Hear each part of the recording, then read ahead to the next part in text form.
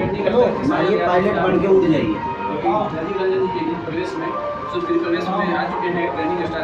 राजनीतिक करने नहीं आएगा। बात करेंगे गेट मत खोलिए, गेट मत खोलिए। मत खोलिए। क्या कहेगा भैया राजीव रंजन जी के कहीं प्रवेश प्रवेश में आगमन हुआ है ये जगदीशपुर विधानसभा में? देखिए, इनका घर कब से होगा? ये हमारा घर है।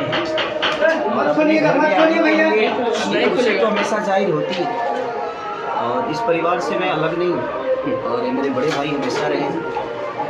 और कार्यक्रम एक बहाना है हम दोनों को मिलने का, एक जो दिली इच्छा होता है एक दूसरे से। तो कार्यक्रम इसलिए कर लेते कि अगर हम आए और कुछ हो ना तो कोई मतलब नहीं है। और उसके हिसाब से आदमी आता है और उसी बहाने कम से कम अपने बिहार के लोगों के जनता के बीच में आदमी अपनी विचारधारा रख देता है या उनके लिए मनोरंजन कर देता है। इनको भी है जैसे इंसानों को एक जो इनकी खूबियाँ लोगों को नहीं पता है कि कितने बेहतर इंसान हैं, ये कितने बेहतर व्यक्ति हैं, कितने विचार इनके संपूर्ण हैं, क्योंकि इनको बहुत कम लोग जानते होंगे। बट इनका छोटा भाई भी जिसको पूरी दुनिया जानती है, तो इनके विचारधारा और इनकी आवाज़ बनकर कोशिश करता है कि इनकी बातों को मैं दुनिया तक पहुँचाऊँ और मैं दुनिया को बताऊं कि अगर आपके बीच में कोई आ रहा है तो वो पावरफुल कितना है ये मायने नहीं रखता, वो इंसान कितना बेहतर है ये हमारे लिए मायने रखता है। व्यवहार कैसा रहता है राजीव रंजन जी का आपके जो कब से आप लोग जुड़े हुए हैं? मुझे लगता है मैं 3-4 साल से जुड़ा हूँ, 4 साल से। और वो 4 साल में कभी पटना में मुझे किसी भी चीज़ की ज़रूरत अगर पड़ी है तो मुझे पता ही नहीं चला कि ज़रूरत पूरी कहाँ से हो, या मुझे रहना हो, खाना हो, सोना हो, जाना हो, आना हो, तो निस्वार्थ भाव से एक, जबकि मेरे से कोई लालच नहीं है, बस एक लालच यही है कि मैं इनका छोटा भाई हूँ और मुझे हक से कुछ मांगने में भी इनसे कोई शर्म नहीं होती है कि भैया मुझे यहाँ पे एक चीज़ चाहिए, चला दीजिए, 5 गाड़ियाँ भेजिए, मुझे काम है, 10 गाड़ियाँ भेजिए, काम है। तो ये हमेशा एक पिता की तरह, एक बड़े भाई की तरह, एक शुभचिंतक की तरह, एक जो दिल से किसी को अगर प्यार करता है, एक माली की तरह हमारे से फूल को हमेशा इन्होंने पानी डालने का काम किया। चुनाव से पहले हम लोग कार्यक्रम देखे हुए थे परसा बाजार में, जो कि इससे पहले राजीव रंजन जी के साथ आपको हम लोग देखे थे। हाँ, तो वो निशा दीदी के लिए हम लोगों ने जो किया था उसी की बात कर रहे हैं जी। तो हम लोगों ने निशा दीदी के लिए क्योंकि सारा कार्यक्रम और बहुत मेहनत किया था भैया ने निशा दीदी के लिए, क्योंकि हम लोग बहुत प्यार करते हैं उस परिवार को और उस परिवार के हृदय से हम सब लोग मानते हैं।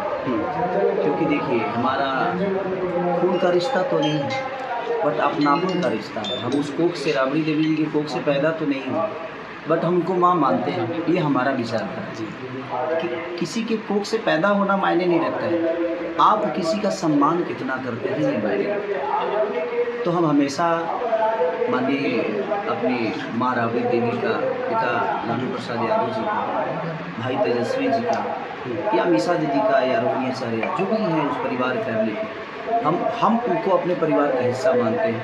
वो हमें कितना मानते हैं ये उनसे ज़रूर पूछिए। और क्योंकि हमारा ये विचार है कि हम उनको प्यार करते हैं और हमें दुनिया को बताने की ज़रूरत नहीं है, हम प्यार करते हैं तो करते हैं, बस काम करते हैं। और बिल्कुल भी हम सबके बीच की ऐसी कड़ी है जिस कड़ी के बिना सारी चीज़ें अधूरी हैं। क्योंकि अब उतने देर से देखिए मैं बोल रहा हूँ, एक नेता होता तो अब तक अपनी बातें रख देता जी बिल्कुल, बट एक नेता नहीं, एक बेटा की तरह इस समाज का सेवा करना चाहते हैं, यहाँ का नेतृत्व करना चाहते हैं। और मैं हमेशा लोगों से यही कहूँगा कि उस बेहतर इंसान को जब तक आप नहीं चुनिएगा तब तक मुझे नहीं लगता कि आप अपने आप को बेहतर बनाइए। इससे पहले हम लोग दोहा कतर में देखे आपका प्रोग्राम। हम एक रात कल दोहा कतर में ही था, मैं कल परसों की मेरी 6 तारीख को वहाँ पे शो था, 7 को मैं शाम को फ्लाइट पकड़ा और सुबह यहाँ। तो क्योंकि मैं नहीं आ सकता था, बहुत प्रॉब्लम थी, बट अपना घर का गृह प्रवेश है, अपने घर में आना था मुझे, तो उसके लिए थोड़ा सा कष्ट हुआ। अभी सोया नहीं हूँ मैं 2 दिन से, फिर भी ठीक है, कोई बात नहीं। अपने घर में आया आदमी, अपने परिवार में आया, अपने परिवार के लिए आया, अपने बड़े भाई के लिए आया।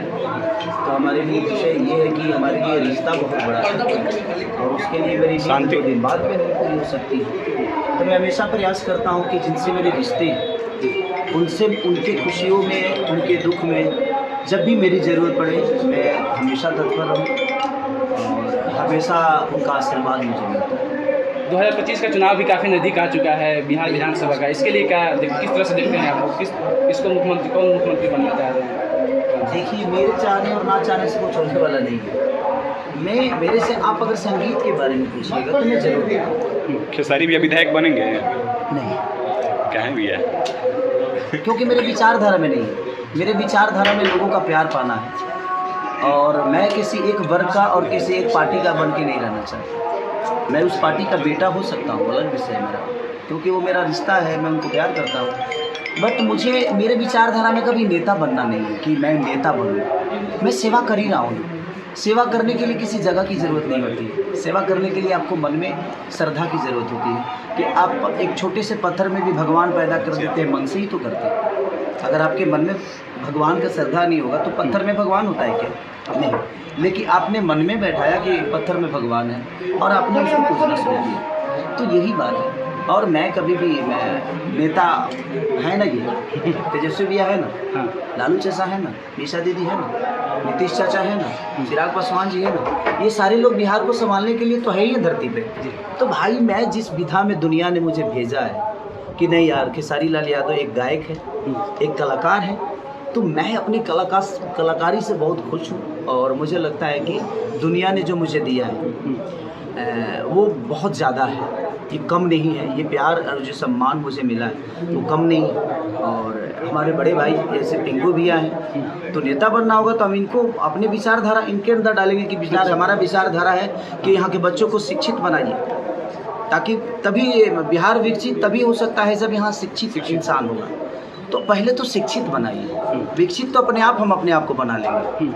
तो मेरे कहने का मतलब, जब हमारे पास शिक्षा होगा, हमारे पास चीज़ें होगी, तो ऐसे ऐसे लोग आएंगे जिनके पास ऑलरेडी भरा हुआ है। भगवान ने दौलत की कमी नहीं दी, बट एक जगह की ज़रूरत है। तो ऐसे लोग आएंगे तो कमाने के लिए नहीं, बल्कि लोगों के अंदर लुटाने के लिए आएंगे, लोगों की ज़रूरत पूरा करने के लिए आएंगे। तो मुझे ऐसा लगता है कि बिहार को ऐसे लोगों को चुनना चाहिए जिनकी पेट भरा हुआ है। ऐसे लोगों को नहीं चुनना चाहिए जिनका पेट भरा ही नहीं है। तो वो तो पहले अपना पेट भरेगा, उसके बाद ही आपके पेट। कोई भी दुनिया का भूखा आदमी पहले तो खुद खाएगा ना जी, उसके बाद आपको खिलाएगा। और जिसका पेट भरा होगा सबसे पहले भाई दुनिया को खिलाएगा। तो मुझे लगता है कि पिंकू भैया का पेट भरा हुआ है, ज़िंदगी में भगवान का दिया हुआ इनके पास बहुत कुछ है जो इनके जीने के लिए, उनके बच्चों के लिए काफ़ी है। अब इनको अपने बच्चों के लिए जनता से पैसा नहीं चुराना। अब इनको अपने बच्चों के पढ़ाई के लिए, उनके शिक्षा के लिए, उनको बहुत बड़े लेवल पे ले जाने के लिए जनता का पैसा या जनता का हक छीन कर ये अपने बच्चों को बड़ा नहीं कर सकते। क्योंकि अपने बच्चों को बड़ा ये जनता के पैसे से नहीं, बल्कि अपने खुद के मेहनत और खुद के पसीने से किया इन्होंने। तो मुझे लगता है ऐसे लोगों को आना चाहिए आगे, और ऐसे लोगों को चुनना चाहिए, ताकि उनका भी पेट भरे, और पेट भर के और वो आदमी अपने आप को हमेशा एक गार्जियन के तौर पे इस बिहार में देखें। चुनाव की बात करें तो पिछले दिनों हम लोग लोकसभा में देखे थे आपको कि पवन सिंह का प्रचार प्रसार में आप गए हुए थे। तो इस बार क्या लग रहा है कि पवन सिंह बीजेपी में शामिल होने वाले हैं, तो पवन सिंह बुलाएंगे तो आप प्रचार प्रसार में उनके जाएंगे इस बार?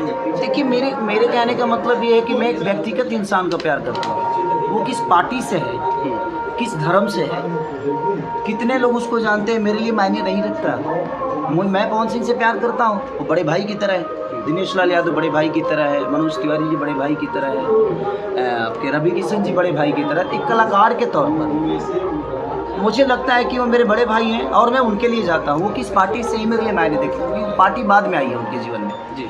पहले से वो मेरे बड़े भाई हैं। तो मुझे लगता है कि मेरी माँ थोड़ी देर के लिए मान लीजिए कि मेरी वाइफ कांग्रेस में चली गई, तो इसका मतलब है थोड़ी कि मैं आरजेडी का विरोध करना शुरू करूँगा। नहीं यार, वो मेरी वाइफ है, उसका विचारधारा अलग हो सकता है, बट है तो मेरी वाइफ। उसके जीवन में कांग्रेस या बीजेपी या आरजेडी या चाहे दुनिया का कोई भी पार्टी तो बाद में आया, पहले तो खेसारी उसके जीवन में आया था। तो मेरे लिए मेरी पत्नी का सम्मान और मेरी पत्नी का जो धर्म है और एक पति का धर्म है वो निभाऊंगा ना मैं।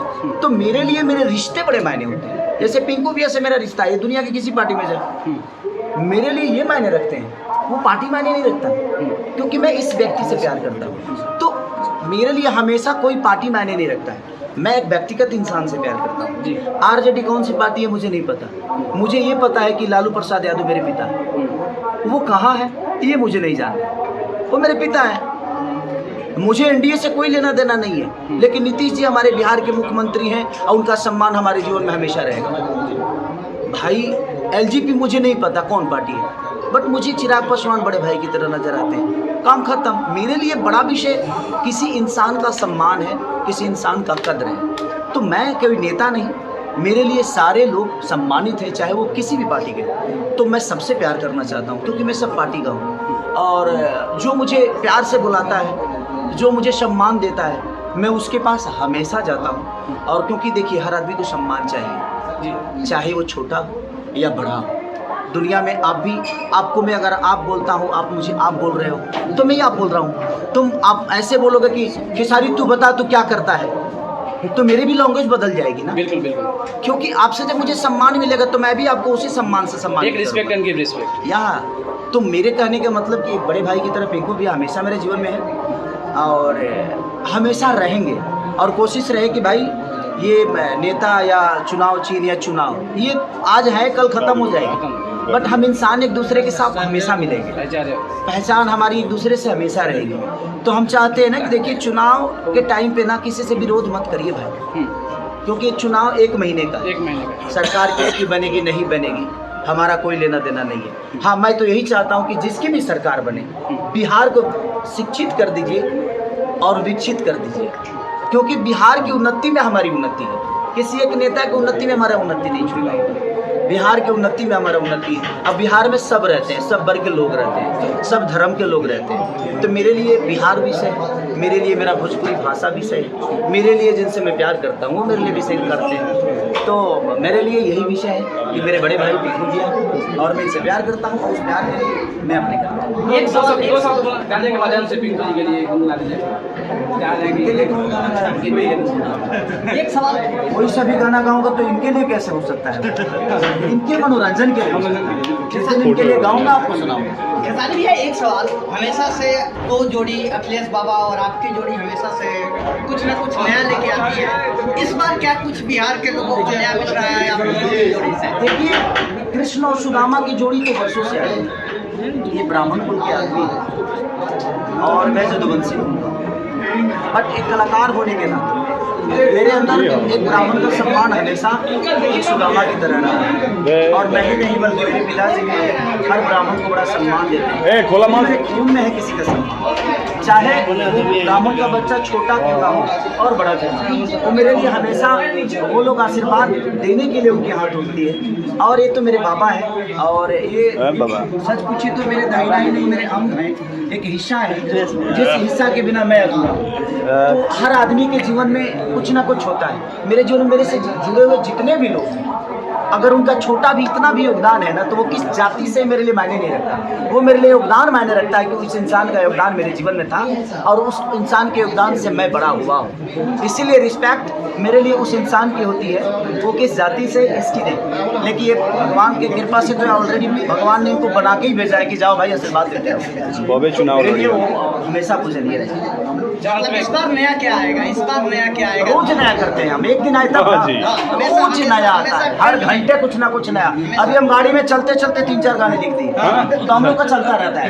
हम सब गुनगुना दीजिए गाना जो नया जाही राजा जी पलंग सगवान धमाल मचाया दोहा में। दोहा में यही गाना बचाया। कैसा लगा साहिल जी आपके प्रदेश में?